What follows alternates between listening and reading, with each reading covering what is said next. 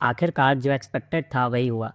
7 मार्च से domestic LPG cylinders में 60 रुपये की बढ़ोतरी कर दी गई है। इसका असर सीधे तौर पे आम आदमी की जेब पर पड़ने वाला है और अभी तो ये सिर्फ शुरुआत है। एलपीजी प्राइस में ये हाइक यूएस, ईरान और इजराइल के बीच में हो रहे इस टाइम कन्फ्लिक्ट की वजह से हुआ है। रिपोर्ट्स के अनुसार ग्लोबल क्रूड ऑयल प्राइजेस में 30% तक का उछाल आया है। एलपीजी प्राइसेस क्रूड ऑयल से डायरेक्टली लिंक्ड होते हैं क्योंकि एलपीजी पेट्रोलियम रिफाइनिंग का बाई प्रोडक्ट है। इंडिया मोस्टली इंपोर्टेड एलपीजी पर डिपेंड होता है, इसीलिए जब क्रूड ऑयल की प्राइस में बदलाव आता है तो इसका सीधा असर एलपीजी पर भी पड़ता है। अब सबसे बड़ा सवाल ये है कि क्या ये एक ही बार का हाइक है या अभी और आगे बढ़ेगा। अगर वेस्ट एशिया कन्फ्लिक्ट और लंबा चलता है या अभी और एक्सकलेट होता है तो जाहिर सी बात है कि क्रूड ऑयल के प्राइसेस में अभी और उछाल आएगा। ग्लोबल एक्सपर्ट्स ये भी बोल रहे हैं कि एनर्जी सप्लाई चेन डिस्टर्ब हो सकती है। इंडिया ऑलरेडी हाई इंपोर्ट्स पर डिपेंड करता है, हालांकि डाइवर्सिफिकेशन पर भी फोकस किया जा रहा है, लेकिन अगर शॉर्ट टर्म में देखा जाए तो रिलीफ के अभी कोई भी चांसेस नहीं दिख रहे हैं। अभी हाल ही में देश की बड़ी ऑयल कंपनियों ने यह बोला था कि उनके पास अभी 40 से 45 दिन का रिजर्व बचा है।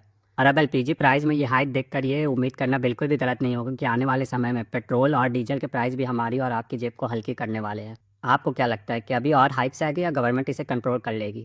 कमेंट करिए आपके सिटी में इस टाइम क्या करंट प्राइस है और आपके इस पर क्या ओपिनियन है। अगर ये वीडियो आपको पसंद आई और आप आगे भी हमसे जुड़े रहना चाहते हैं तो प्लीज़ लाइक करिए और सब्सक्राइब करिए।